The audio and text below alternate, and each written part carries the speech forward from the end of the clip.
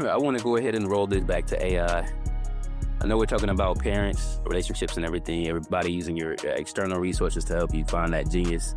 For those of you that don't know, I do use ChatGPT pretty regularly myself, and I honestly just speak to it like a regular person. I think some of my co-hosts, Corey, Jaden, my dad, and maybe be able to talk to this as well, but just talk to it like a regular person. If you have anything that you're struggling with, whether it be finding your genius or figuring out what you want to do next week for some special event, right? That tool really can help you guys out. So I just talk to it like a regular person, like a friend. Of course, you don't want to share too much. But again, that is one more avenue you guys can use to help. Yeah, fine. Don't put information in there like that can come back to you. So yeah, maybe you want to ask questions in the second, third person, not first person. And especially that are sensitive, anything that relates to health, I would almost want to refrain from attaching yourself to that question. Right now, we don't know necessarily where this data is going. You put things into that AI, it's a tremendous resource now, but we want to be careful about what kinds of information you put in there because we don't know where it goes. But yeah, I second that. I think there's a tremendous opportunity for you to leverage this AI. It's connected to all types of databases that could potentially help you make decisions around where you want to head in a variety of different ways. Models get questions asked about everything. And when I say everything, I mean everything. So definitely can help with relation advice.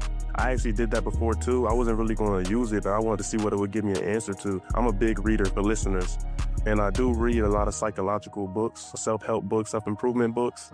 So that's another great tool to start with in terms of figuring out your genius, reading stuff. But there's books about everything out there in the world.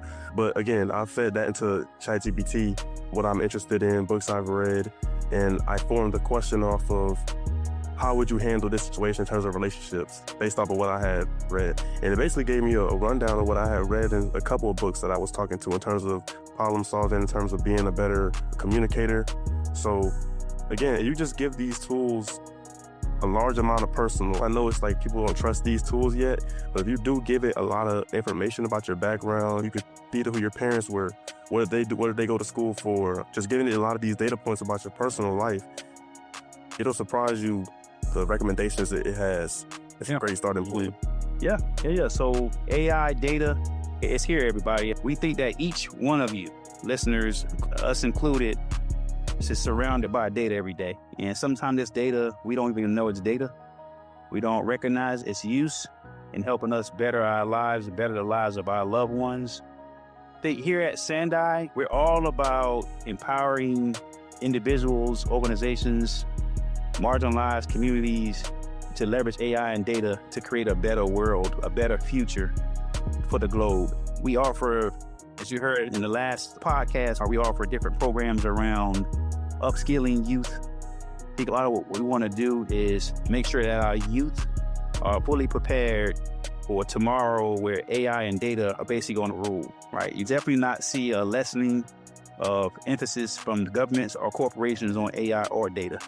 You're going to see a myriad of different opportunities that are going to surface over the next 10 years or so, job types included, specific to these fields. So doing our part, we have some amazing programs, a DataGen Scholars program, again, specific for high school kids. And via that program, what you heard here today, where I talked a lot about using data to help our youth identify their genius. So in essence, that's what we try to do in that program.